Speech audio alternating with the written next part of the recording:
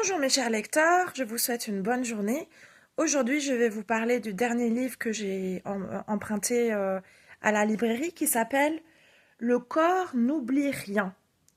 Donc c'est un livre qui s'intéresse à tout ce qu'on appelle la mémoire du corps. La mémoire du corps est parfois beaucoup plus puissante que la mémoire de l'esprit. En fait, une personne qui a subi des choses difficiles dans sa vie, des agressions, euh, que ce soit des agressions sexuelles ou que ce soit de la violence, euh, etc. Eh bien, en fait, le corps conserve cette mémoire dans le corps et il y a deux choses qui peuvent se passer. Soit la personne ne digère jamais ses douleurs, ses souffrances et reste dans un état de mal-être constant, soit au contraire, comme dirait le grand penseur Boris Cyrulnik, la personne va développer de la résilience par rapport à ce qu'elle a vécu. En fait, tous ces cycles de violence et d'injustice, elle va en faire une force et non pas quelque chose qui va l'empêcher de vivre.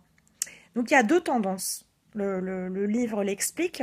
Il y a la tendance d'un repli sur soi où finalement on ne va plus être capable de créer des liens avec des personnes, des liens de confiance à cause de ce qu'on a vécu.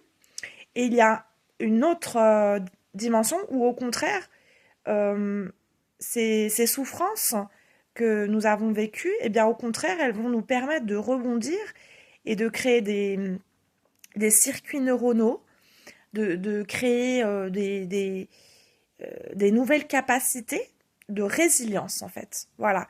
Donc le livre déballe tout un arsenal euh, de méthodes qui existent pour blesser des traumas, blesser des souffrances. Bien sûr, il y a la psychanalyse, il y a tout un arsenal euh, d'aide, de méthodologie universitaire, professionnelle, etc. Et il y a toujours l'idée quand même qu'il faut être proactif. Il ne faut pas rester les bras croisés et attendre que les solutions tombent du ciel. Quand on est une personne qui a peut-être un bagage de souffrance plus élevé qu'une personne lambda, qu'une personne ordinaire, eh bien, trouver des solutions pour s'en sortir, pour rentrer dans le dialogue, rentrer dans la thérapie, rentrer dans un travail sur soi, eh bien, il faut aller demander de l'aide. Il faut poser des questions, il faut envoyer des mails, il faut contacter la presse, il faut être proactif. Voilà. Donc, moi qui suis une personne qui se remet beaucoup en question, qui a vécu des injustices, certes, mais je me remets beaucoup en question, je me dis que finalement, toutes ces expériences euh, ne sont pas négatives en soi, ne sont pas négatives à partir du moment où elles nous permettent de nous rendre plus forts, de nous rendre plus lucides, plus adultes quelque part, comme des expériences de vie en fait.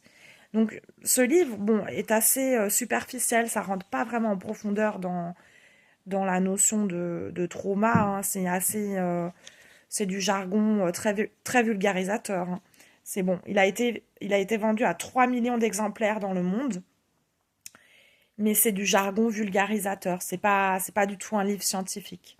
Donc j'ai bien aimé euh, l'idée que pour qu'un cerveau puisse être au meilleur de ses capacités, euh, travailler, faire des activités, avoir des projets, il faut guérir les blessures du corps. Il faut les guérir avec sympathie, avec respect et avec beaucoup de courage. Voilà, je vous souhaite une bonne journée et à bientôt.